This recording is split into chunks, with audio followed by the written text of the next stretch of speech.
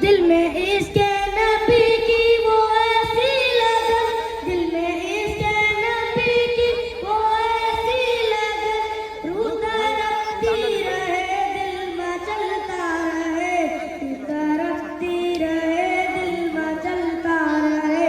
जिंदगी का मजा है कि हर सांस से, जिंदगी का मजा है कि हर सांस से, या मोहम्मद मोहम्मद निकलता रहे, या मोहम्मद मोहम्मद मैं कहता रहा, या मोहम्मद मोहम्मद मैं कहता रहा।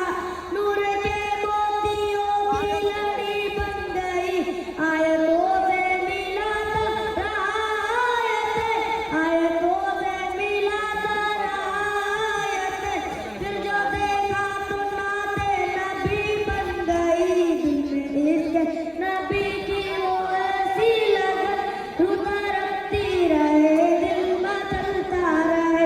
जो भी आंसू बहे मेरे महबूब के, जो भी आंसू बहे मेरे महबूब के, सबके सब इब्रे रहमत के दरबार बने। जाकी रात जब जुल्फ लहरा गई, जाकी रात जब जुल्फ लहरा गई, जब तबस्सुम किया चांदनी बन गई। दिल में इसके नबी की वो ऐसी लगन, रूह तरफती रहे दिल में चलता रहे। ये तो माना कि जन्नत है बाग़े हसीन, ये तो माना कि जन्नत है बाग़े हसीन, खूबसूरत है सब खुल्द की सरजमी। हुस्न जन्नत को जब फिर समेटा गया, हुस्न जन्नत को जब फिर समेटा गया, सरवरे अंबिया की गली बन गई। दिल में इसके नबी की वो ऐसी लगन, रूह तरफती रहे दिल में चलता रहे।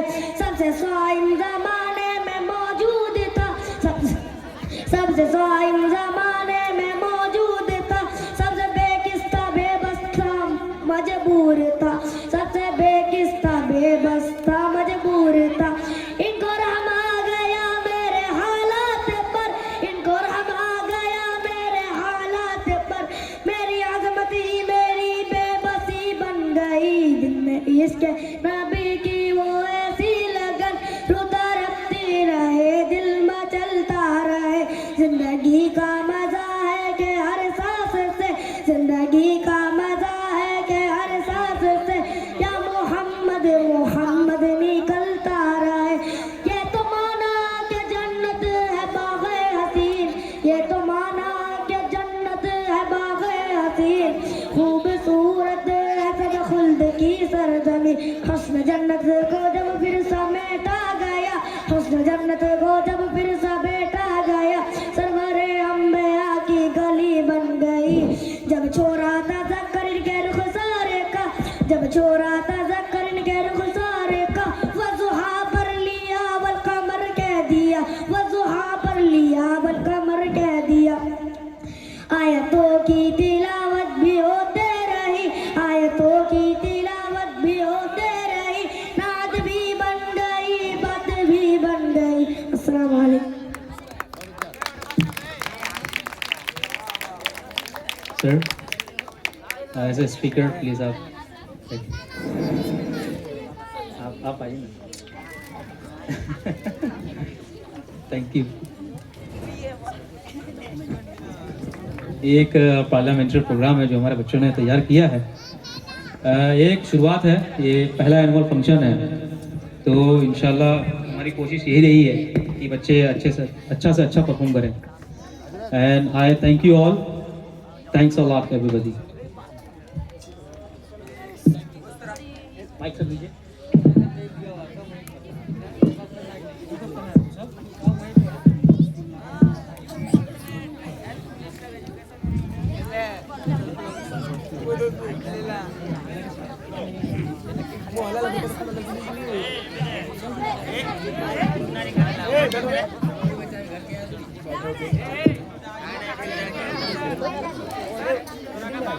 इधर से लेना है क्लीनर।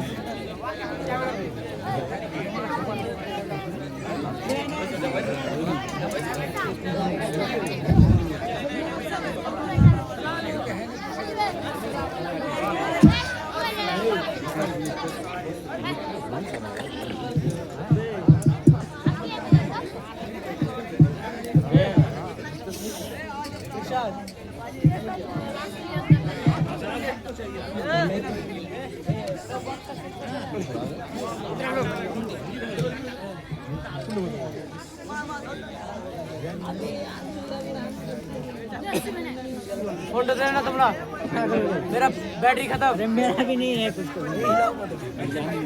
मेरा भी बैटरी नहीं है आपका फोन है हिलाना मत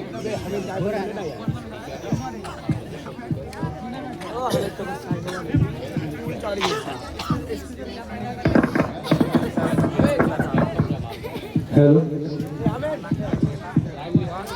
छपड़ित भाई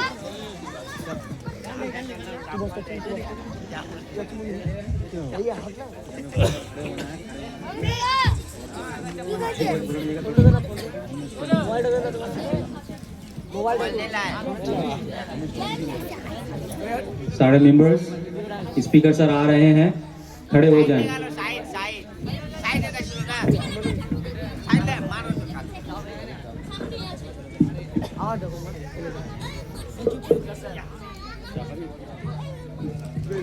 Please sit down.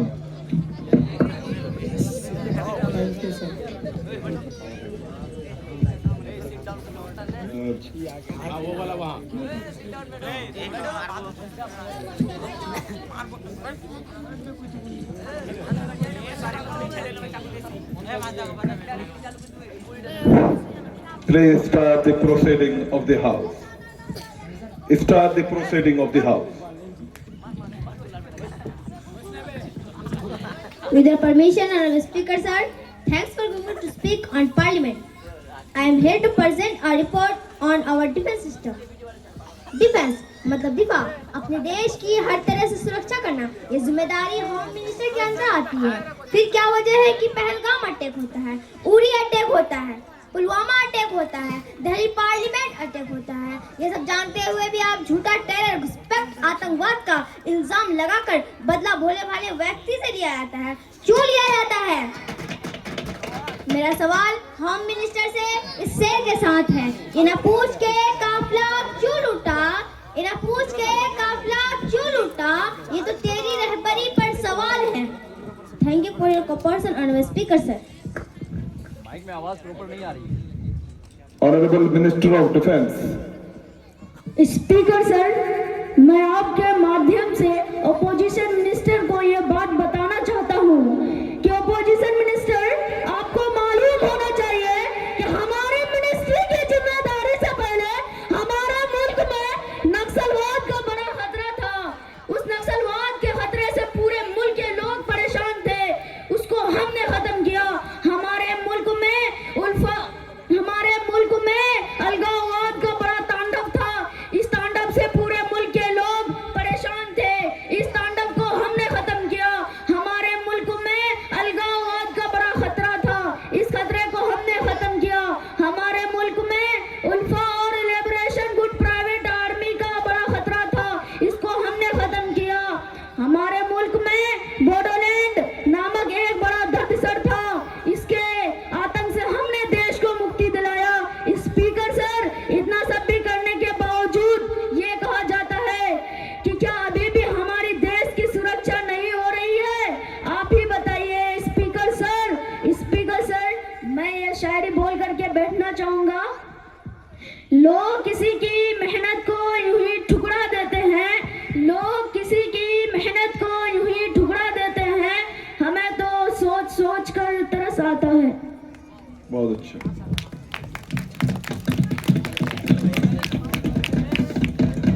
Next question. Honorable Speaker sir, with your permission, I would like to speak about some serious problems in the working of Ministry of Environment, Forest and Climate Change. These matters directly affect public health, students and the future of our country, our nation and our next generation. So I respectfully seek clear answer from the Honorable Minister. First of all, I would like to show you the mirror of fact. WHO और IPCC ने warning दी है, बल्कि school में पढ़ने वाला class 5 तक की student भी जानता है कि India is the most polluted country in the world. मैं कुछ शहरों के नाम लेना चाहती हूँ स्पीकर सर, जहाँ की एयर क्वालिटी से आप समझ सकते हैं कि our country is becoming more unsafe for people's health. मैं सबसे पहले अपने देश की राजधानी से शुरू करती हूँ। दिल्ली की एयर क्वालिटी 1000 से ज्यादा है, पटना की 280 है, कपूरथला की 525 है, नोएडा की 441 है, जो कि सरासर जानलेवा है। स्पीकर सर, प्रधानमंत्री जी मस्कत में जाकर एटमॉस्फेयर की बात करते हैं और हिंदुस्तान में रहकर उनको दिल्ली की फिजा नजर नहीं आती, कानपुर की फिजा नजर नहीं आती, मुंबई की फिजा नजर नहीं आती, कोलकाता और हैदराबाद की फिजा नजर नहीं आती। नजर आएंगे कैसे? चश्मा जो राजनीति वाला लगाए हुए हैं। महंगे महंगे एयर प्यूरिफायर के बीच में होते हैं, तो इनको क्या फर्क पड़ेगा कि यहाँ की जनता सांस लेने से मरे या पानी पीने से मरे? जबकि WHO की तरफ से वार्निंग है, IPCC की रिपोर्ट मौजूद है, रोजाना तकरीबन 4000 लोगों की मौत सिर्फ क्लाइमेट चेंज की वजह से हो रही है। Climate policies are announced but regular remains weak. पिछले 2 साल से क्लाइमेट चेंज को लेकर बहस हो रही है, but how many policies have been fully implemented? हम सभी जानते हैं कि air and water pollution continue to increase and polluting industries. पिछले 1 साल में पॉल्यूशन फैलाने वाली कितनी फैक्ट्रीज पर कार्रवाई हुई है? Why are pollution level still rising despite existing laws? Speaker sir, मुल्क भर से जंगलों और को खत्म करके कंपनी और फैक्ट्रीज को एस्टेब्लिश किया जा रहा है, जिसकी वजह से हमारे मुल्क से जंगली जानवर कम हो रहे हैं।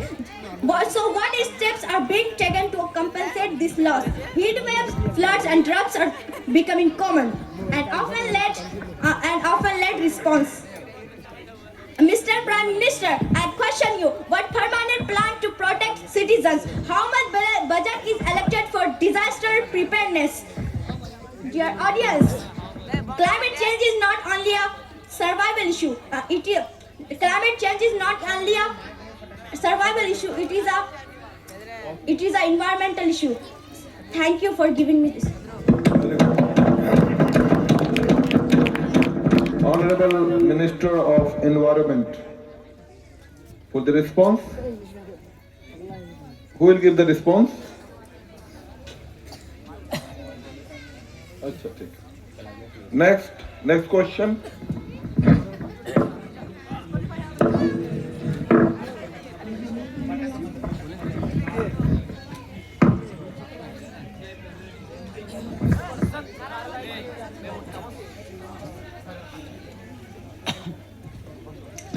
Honorable Speaker sir, first of all, for giving me this opportunity to present my views, questions and my ideas before this house.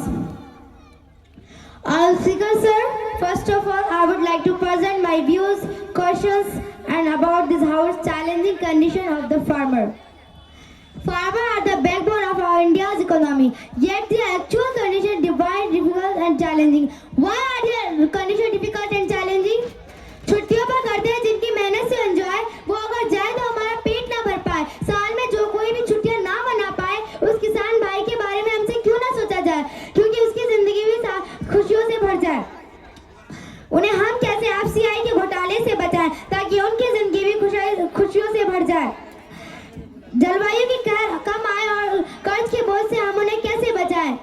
सरकार अपनी ऐसी योजना बनाए कि वो आत्महत्या करना भूल जाए और फोर व्हीलर पर घूम पाए। Speaker sir,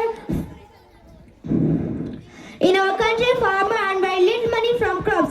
They have to take loan for farming crop failure due to natural disaster. Of other make their loan hard to repay.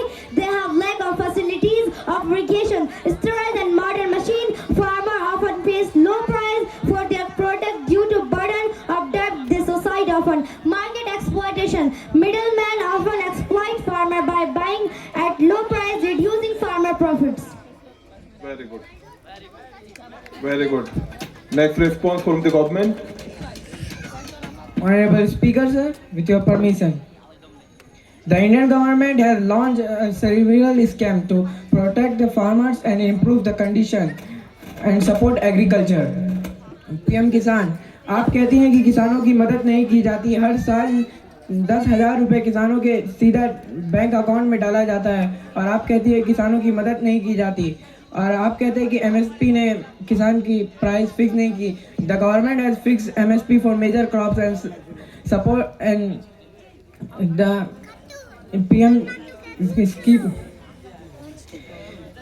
PMBFBY, the Pradhan Mantri Fasal Bima Yojana, crop insurance that provide financially to help and in case of loss due to natural disaster. Irrigation scam that Krishi Sinchai Yojana to provide water to every field. Kisan Credit Card KCC provide easily loan and low interest. Thank you. Very good.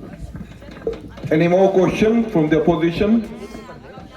Honorable Speaker, sir, thank you for giving me this opportunity to speak in front of Parliament. Today, I am going to speak importance of education. 1947 से लेकर अब तक नहीं कहीं तो कुछ कमी रह गई है कि आज भी हमारे देश में लिटरेसी रेट 74.37% है और एक एजुकेटेड कंट्री होने के लिए मिनिमम 90% प्लस लिटरेसी रेट होने चाहिए और क्वालिटी एजुकेशन के पैमाने पर वर्ल्ड में इंडिया 101 नंबर पर आते हैं। आप जान सकते हैं 1-2 नहीं 101 नंबर पर आते हैं। हमें बच्चों के अगले क्लास के प्रमोशन के तौर तरीके में बदलाव करने चाहिए थे। हमने बिना इन सब डॉट को कनेक्ट किए हुए राइट टू एजुकेशन में बहुत महत्वपूर्ण बदलाव कर दिया, जिसको हमने कहा नो डिटेंशन पॉलिसी। 3-4 साल के अंदर 9th and 10th की भी भर्ती चली गई, जिसको पढ़ना लिखना तक नहीं आता। प्रिपरेशन नहीं होने के कारण वो कानून डिजास्टर बन गया। Centre script no detention policy from class 5th to 8th student. लेकिन ये लर्निंग आउटकम्स आएगा कैसे? 2005 के बाद सीबीएसई स्टेट बोर्ड द्वारा एनसीएफ के बनाएगा क्वेश्चन पेपर को आप देख लीजिए, आपको समझ में आ जाएगा कि एनसीएफ क्या पूछ रहा है और कब पूछ रहा है। कोई भी देश गवर्नमेंट की फंड से नहीं एजुकेशन के दम पर डेवलपिंग कंट्री बनता है। हमने आईआईटी खुलवाए, हमने आईआईएम खुलवाए, हमने मेडिकल खुलवाए, लेकिन गलती हमारी ये रह गई कि हमने सोचा कुछ बच्चे शार्प होंगे, उन शार्प बच्चों के लिए हमने क्या खोला? ये हमारी पॉलिसी में नहीं है। हर साल 2.5 करोड़ बच्चे अगर 12th ग्रेड पास कर रहे हैं तो ये अच्छी बात है कि वो आईआईटी जाएंगे, डीयू जाएंगे, देश के टॉपर्स कॉलेजेस में जाएंगे। इससे हमारे देश का फ्यूचर तय नहीं होता है। और आप सरकारी स्कूल में साइकिल्स, बुक, पेन, क्लास वगैरह देते हैं तो ये अच्छी बात है, लेकिन जो मेन मोटो है क्वालिटी एजुकेशन वो तो मिल ही नहीं रहा। तो आप साइकिल्स, बुक देके क्या कर रहे हैं? अगर आप क्वालिटी एजुकेशन दे रहे हैं तो जो क्वालिटी एजुकेशन अगर आप दे रहे हैं तो आप पेरेंट्स अपने बच्चे को सरकारी स्कूल से हटाकर प्राइवेट स्कूल में बाहर देशों में कहाँ ले आ रहे हैं? सेम सिलेबस, सेम टीचर्स, फिर भी ये सिचुएशन क्यों क्रिएट हो रही है? अगर टीचर्स की बात करें, स्पीकर सर आप अच्छे तरीके से जानते होंगे कि सरकारी स्कूल के टीचर्स कितने ज्यादा ही क्वालिफाइड होते हैं, लेकिन अगर सरकारी स्कूल के एक बच्चे को लें और प्राइवेट स्कूल के एक बच्चे को लें, अगर दोनों के बीच में कॉम्पिटिशन कराएं तो 19-20 का फर्क नहीं, जमीन आसमान का फासला नजर आता है। सोच सकते हैं आप प्राइवेट स्कूल सरकारी स्कूल के क्वालिफाइड किए हुए टीचर से पढ़े हुए बच्चों की इतनी गिरी हुई नजर। धन्यवाद। अस्सलाम वालेकुम। Very good. Response from the government side.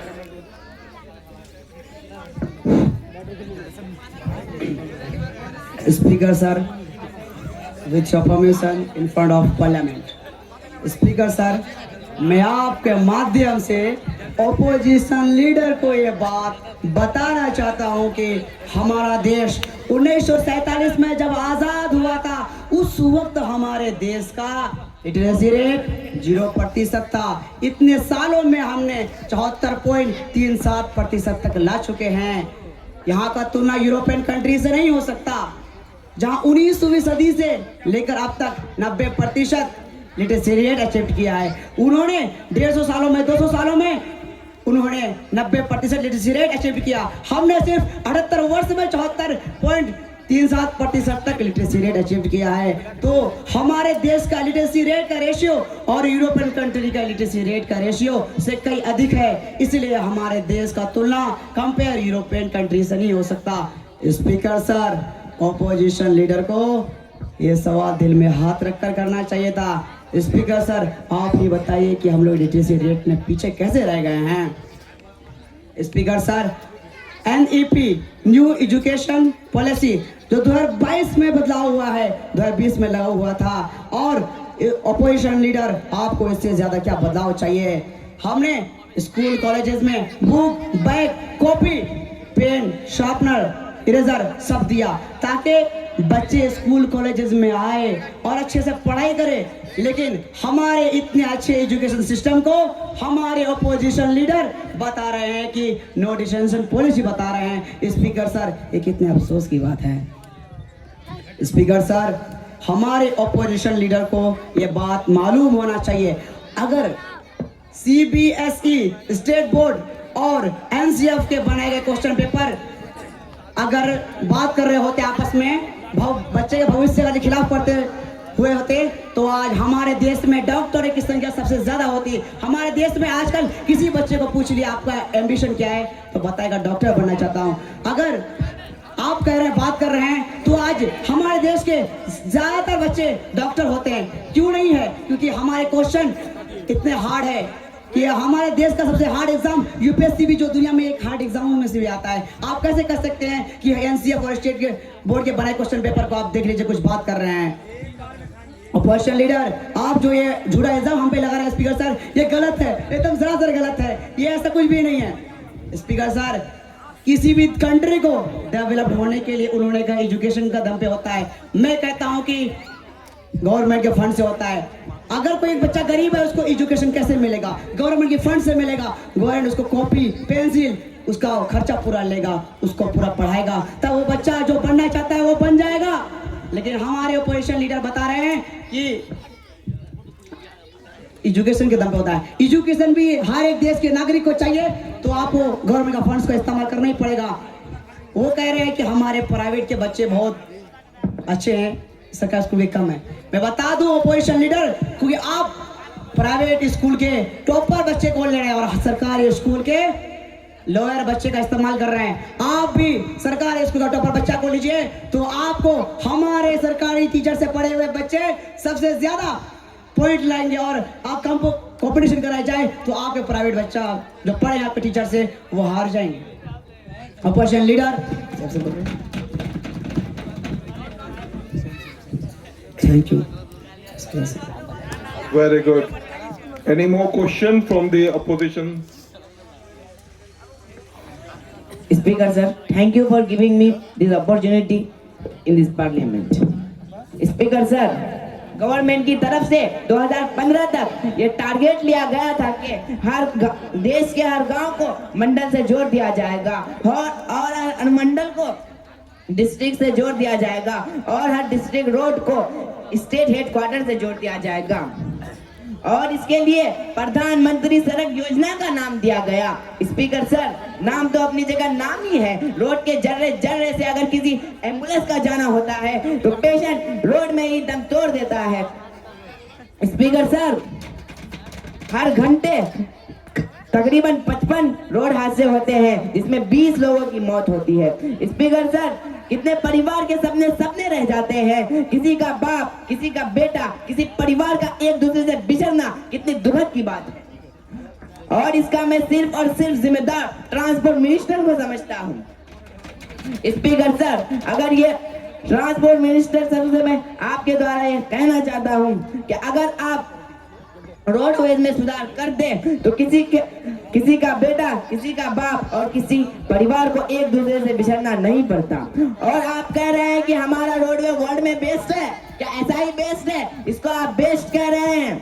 Speaker sir, अब मैं आपको कुछ डेटा के बारे में बताना चाहता हूँ। 2020 में 1,38,383 लोगों की मौत हुई सिर्फ रोड एक्सीडेंट की वजह से।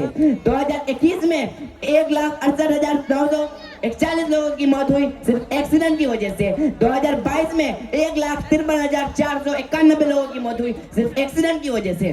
2023 में 1,75,000 लोगों की मौत हुई सिर्फ एक्सीडेंट की वजह से। 2024 में 1,73,000 लोगों की मौत हुई सिर्फ रोड एक्सीडेंट की वजह से। और 2025 में 1,39,000 लोगों की मौत हुई सिर्फ रोड एक्सीडेंट की वजह से। हर घंटे तकरीबन 55 रोड हादसे होते हैं और उसमें से 20 लोगों की जाने जाती है। कितने परिवार एक दूसरे से बिछड़ जाते हैं। किसी का बाप अपने बेटे से बिछड़ जाता है, किसी का बेटा अपने बाप से बिछड़ जाता है। स्पीकर सर, इसका सिर्फ और सिर्फ जिम्मेदार ट्रांसपोर्ट मिनिस्टर हैं। मैं इसी पर अपनी बात को खत्म करता हूँ। Thank you. From the government side, Honored Speaker sir, with your permission, the transportation in India has been growth rapidly 2014 to 2025 with 7.8 lakh kilometer rural roads, 68 plus Vande Bharat trains and 88 plus Udan aeroplanes has achievement 50% Bharat Mala Pariyojana one work has been completed as of the March 2024. The government target 18 million electric vehicles EVs.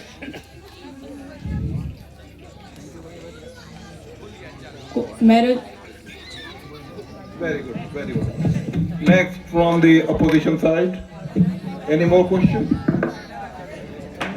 Honorable Speaker sir, thank you for giving me this opportunity on this parliament. This is also a serious problem for the general public. Air pollution is spreading rapidly right now. It affects people a lot given the way air pollution has reached 501 in many cities of the country. We should try to stop it so that the public remains healthy. Why is very cleanliness in the government hospital? Speaker sir, rural areas most of the country shortage of doctors, nurses and paramedical staff in the government hospital. There is no facilities of ambulance. Patients die in the way. Assalamu alaikum. Thank you. From the government side, please respond to the question. Speaker sir, with your permission, government health spending has been increasing with a budgeted expenditure reaching 21 of GDP. SVM sufficient 500 millions. Valuable people, Ashman Bharat Sena scheme to provide health, average to hardship. Thank you. Any more speeches?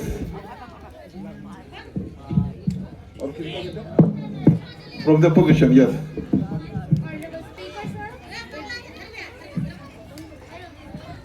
Honorable Speaker sir, with your permission, I would like to present my views in front of this August House. Today, I would like to speak about a very important topic, women safety and child development. हमारे आजाद भारत में आज भी महिलाओं की आजादी के लिए एक और लड़ाई लड़ने की जरूरत है। मुझे ये प्रतीत होता है कि हमारा भारत आजाद होने के बाद भी अभी महिला अपने आप को सुरक्षित महसूस नहीं करती है। आजादी के बाद 1970 तक की महिला अपराध को सामान्य अपराध माना जाता था, लेकिन 1971 से लेकर एनसीआरबी उसका रिकॉर्ड रखती है। तब 1971 से लेकर के 2025 तक का डेली रेप फीमेल केस का जो एवरेज निकाला गया वो 38 से लेकर के 106 तक बढ़ गया है। क्यों बढ़ गया है? 16 दिसंबर 2012 को राजधानी दिल्ली में दिल दहला देने वाले निर्भया कांड के बाद भी प्रत्येक वर्ष ये केस बढ़ता हुआ नजर क्यों आ रहा है? In our democratic country, sexual harassment with women is majorly seen in harassment in public transport, harassment in street at night time, online harassment, workplace harassment. But one thing that you have to note that harassment means not only sexual or physical torture. It also depends how you are talking to the woman, the way of your behavior and your body language is also matters in harassment. Now I will show you the report of NCRB. Now I want to show you the report of NCRB. In 2012, 24,923 rape cases were there. In 2013, 33,707. In 2014, 36,735. In 2015, 34,651. In 2016, 38,947. In 2017, 32,559. In 2018, 33,356. In this year, इसमें आसिफा बानो एक 8 साल की छोटी बच्ची के साथ इतनी घिनौनी हरकत की गई। क्या यही हमारा आजाद भारत कहलाता है? क्या इसी वजह से हमारा भारत आजाद हुआ था कि 8 साल की एक छोटी बच्ची के साथ इतनी घिनौनी हरकत की जाएगी? In 2019, 32,032. In 2020, 28,046. इस साल में लोएस्ट रेप केस सामने आए, वो भी कोविड-19 की वजह से। लेकिन ये कोई खुश होने की बात नहीं है। ये भी शर्मिंदगी की बात है कि कोविड-19 जैसे क्रिटिकल सिचुएशन में भी 28,046 इतनी बड़ी संख्या में रेप केस हुई। ये इसमें हम सबको शर्मिंदा होना चाहिए। 2021 में 31,677। साबिया सैफी एक डिफेंस ऑफिसर के साथ इतनी घिनौनी हरकत की गई। 2022 में 31,516, 2023 में 29,670, 2024 में डॉक्टर मोमिता के साथ हुआ। एक डॉक्टर के साथ, क्या आप इस बात का अंदाजा लगा सकते हैं? एक डॉक्टर के साथ ये घिनौनी हरकत की गई। 2024 में, अभी 2025 का एनसीआर में इसका रिकॉर्ड नहीं रखती है, लेकिन मीडिया के हिसाब से 26,000 तक का पहुंच गया, जिसमें अररिया में, यहीं पर अररिया में शिवानी वर्मा एक बीपीएससी टीचर के साथ इतनी घिनौनी हरकत की गई। इसका मतलब अगर मैं ये कहूँ कि हमारे आजाद भारत में एक टीचर, एक और डिफेंस ऑफिसर, एक डॉक्टर और एक छोटी बच्ची अपने आप को सुरक्षित महसूस नहीं करती है, तो फिर हमारा भारत आजाद कैसे हुआ? अब मैं आपके सामने हमारे देश के कुछ राज्यों को दिखाती हूँ। राजस्थान में 5,600 रेप केसेस होती है, यूपी में 400, एमपी में 3,100, महाराष्ट्र में 2,950, पटना में 10 साल की छोटी बच्ची के साथ हुआ। और अभी मैं आपको जो बताने जा रही हूँ, उससे अगर आपके अंदर थोड़ी सी भी शर्म होगी तो आपका सर झुक जाएगा। यानी कि महाराष्ट्र में 3 साल की छोटी बच्ची के साथ इतनी घिनौनी हरकत की। कितने साल की? 3 साल की छोटी बच्ची के साथ। क्या ये हमारा आजाद भारत है? क्या यही हमारे आजादी का कारण है कि हमारे आजाद होने के बाद हमारे भारत में 3 साल की छोटी बच्ची के साथ ये घिनौनी हरकत की जाए? जिस बच्ची ने अभी, जिस नन्ही सी जान ने अभी ठीक से बोलना नहीं सीखा था, उसके साथ इतनी घिनौनी हरकत हुई। ये हमारा आजाद भारत कहलाता है। और इन सब के बाद भी अगर कोई बुरी चीज मुझे लगी, मुझे क्या, हर सबको लगेगी, सबसे बुरी चीज ये है कि हमारे देश में ये सब चीज होने के बाद भी रेपिस्ट को सजा नहीं मिलती है। अगर मिलती भी है तो बहुत सालों के बाद मिलती है। अगर मैं आपको एग्जांपल दूं तो निर्भया कांड जो हुआ था, निर्भया के कांड होने के 8 साल के बाद उसके रेपिस्ट को सजा हुई। डॉक्टर मोमिता जो थी, उसके भी रेपिस्ट को जल्दी सजा नहीं दी गई, उसके 4-5 महीने बाद सजा मिली। आशिमा बानो के कुल 6 अपराधी थे, जिसमें से 3 को उम्र कैद की और 3 को 5 साल की सजा। क्यों ऐसी हुई? मौत की सजा क्यों नहीं दी गई? मंत्री महोदय जी, आपके पास इसका जवाब है? अब मुझे ये बताइए कि अगर रेपिस्ट, और मेरा एक और क्वेश्चन है कि रेपिस्ट को अगर हमारे देश में सजा नहीं मिलती है तो सबसे हैरान कर देने वाली बात यह है कि रेपिस्ट को सजा नहीं मिलके अगर सजा मिल रही है तो जिसके साथ रेप हुआ है उसके बेगुनाह बाप को सजा मिलती है, उसकी बेगुनाह माँ को सजा मिलती है। और अगर कोई पुलिस या वकील इन सब के खिलाफ आवाज उठाए तो उसको भी नहीं बख्शा जाता। ये हमारा आजाद भारत है, यही हमारा आजाद भारत है। मुझे बताइए।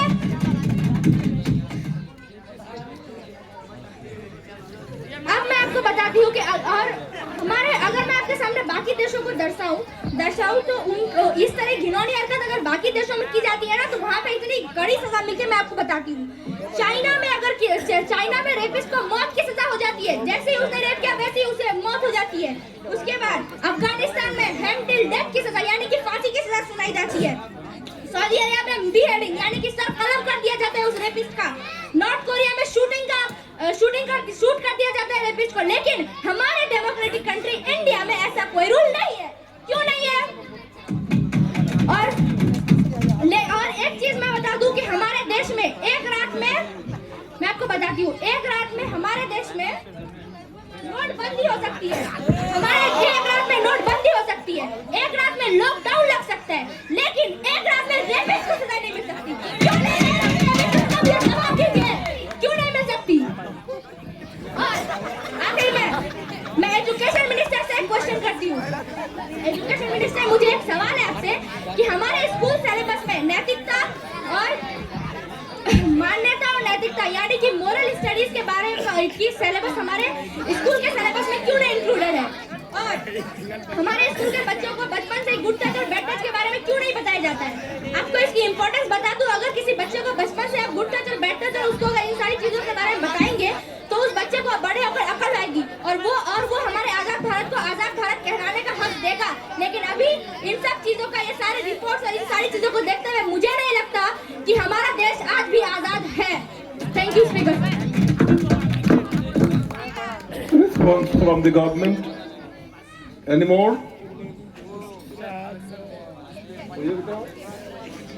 Anyone from the government? Speaker sir, with your permission,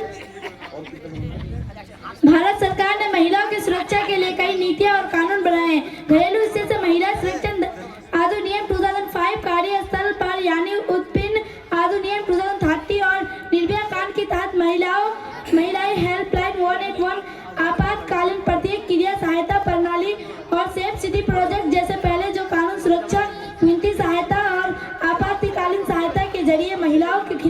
हिस्सा को रोकने और उनसे निपटने के लिए कई अभियानी दृष्टिकोण अपनाते हैं।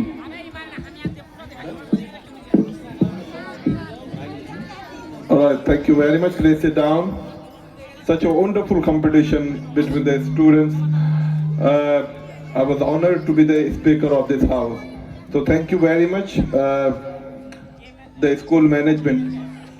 एक बात मैं इस सिलसिले में तमाम हाज़रीन और तमाम गार्जियन से कहना चाहता हूँ कि देखिए, सूरज की जो रोशनी पहले निकलती है ना, उससे पता चल जाता है कि आज गर्मी कैसी होगी।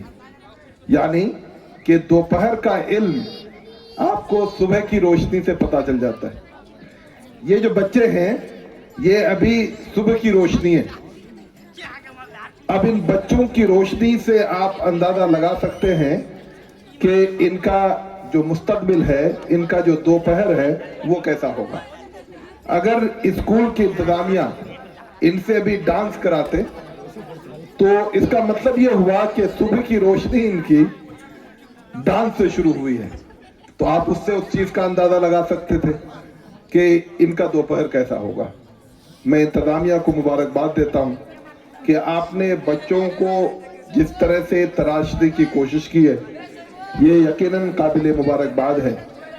जहन का वो हिस्सा, जहन का एक तो अनकॉन्शियस माइंड जो है आपका, ये बच्चे अभी जो कुछ कर रहे हैं, इसमें कोई शक नहीं कि ये बच्चे अभी अपने टीचर्स के गाइडेंस में कर रहे हैं। उनको टीचर्स उनको तैयारी करवाते हैं, लिख के देते हैं, लेकिन ये तमाम बातें इनके जहन में रह जाती हैं। और जब ये घर जाएंगे, इनको मोबाइल खोलेंगे, तो फिर वहां पे इनमें से कई बच्चे, हो सकता है कि ऐसा किया हो, वो जाकर स्टूडेंट पार्लियामेंट खोजेंगे। जब स्टूडेंट पार्लियामेंट खोजेंगे तो उनको दुनिया भर के स्कूलों के पार्लियामेंट कैसे होते हैं, वो उनको देखने को मिलेगा। तो यहीं से उसकी लर्निंग शुरू होगी। अगर इन बच्चों को आज इस प्रोग्राम में अगर इनको डांस से शुरू करवाते, तो ये घर में जाकर मोबाइल से वो डांस, अलग अलग डांसर के अलग अलग स्टेप को नकल करने की कोशिश करते हैं। तो मैं स्कूल के इंतजामिया को इसलिए मुबारकबाद देता हूं कि जो बच्चे हैं हमारे, जो कल के मेमार हैं, आपने इनकी सुबह की किरण को आपने इतना ताबनाक और इतना रोशन बनाया है कि हम उम्मीद करते हैं कि ये बच्चे जब शऊर में पहुंचेंगे, जब नौजवानों आप लोग वहां पे बैठ के बीच में, गलत बात है बेटा, आप यहाँ पे इन बच्चों के प्रोग्राम देखने के लिए आए हैं, तो आप इनकी हौसला अफजाई कीजिए। हाँ, तो मैं ये कह रहा था कि इन बच्चों को आज आप जिस तरह से तराश रहे हैं, इसके लिए स्कूल इंतजामिया मुबारकबाद के लायक है।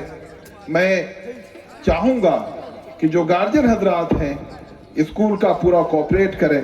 और एक बात, हालांकि ये महफिल इस बात को करने की पता नहीं इजाजत देता कि नहीं, लेकिन मैं ये बात जरूरी समझता हूं। देखिए, आप लोगों ने जुनैद बगदादी रहमतुल्लाह अलैह की वो कहानी सुनी होगी, बार बार सुनी होगी, कि जुनैद बगदादी रहमतुल्लाह अलैह बचपन में कहीं जा रहे थे, तो रास्ते में उनको डाकुओं ने पकड़ लिया और फिर पूरे काफिला वालों को लूट लिया। उनसे पूछा गया कि बच्चे तुम्हारे पास कुछ है? तो आप तमाम लोगों ने ये कहानी सुनी हुई है कि उस बच्चे के दामन में उसकी मां ने 70 या 40 अशरफियां रख दी थी। इस कहानी से आमतौर पे हम लोग जो सबक लेते हैं वो ये लेते हैं कि किसी भी हाल में बच्चे को झूठ नहीं बोलना चाहिए, यही बात लेते हैं ना। लेकिन एक सबक और है जिस पर हम लोग और नहीं करते। वो सबक ये है कि उस जमाने में भी एक बेवा खातून ने अपने बच्चे को बगदाद के सफर में भेजा। बगदाद का मतलब आज का अमेरिका। बगदाद के सफर में भेजा और आस्तीन में 70 अशरफियां सिल दी। 70 अशरफी मतलब आज का 70 लाख रुपया। यानी इल्म हासिल करने के लिए एक बेवा खातून ने अपने बच्चे को अमेरिका भेजा और 70 लाख रुपए उसके बैंक अकाउंट में कर दिए कि बेटा जाओ पढ़ो। और हम ये समझते हैं कि अच्छी तालीम हो, अच्छे टीचर हो, अच्छा खाना हो, अच्छा रहना हो और सस्ता पैसा हो, ऐसा नहीं हो सकता।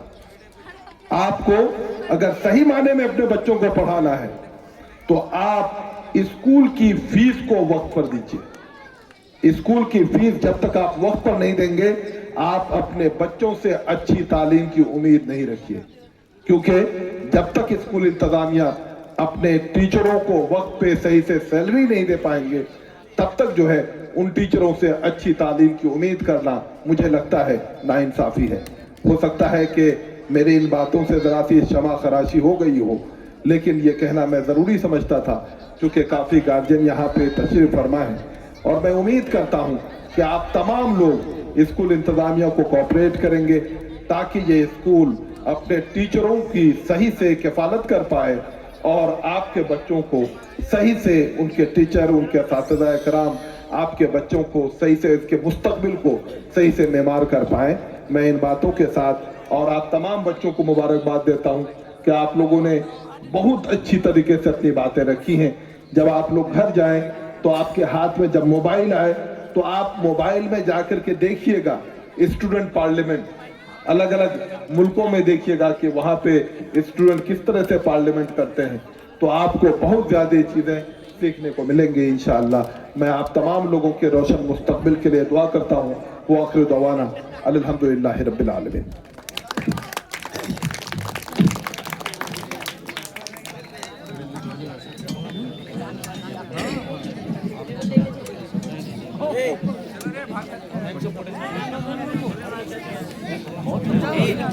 साबरी सर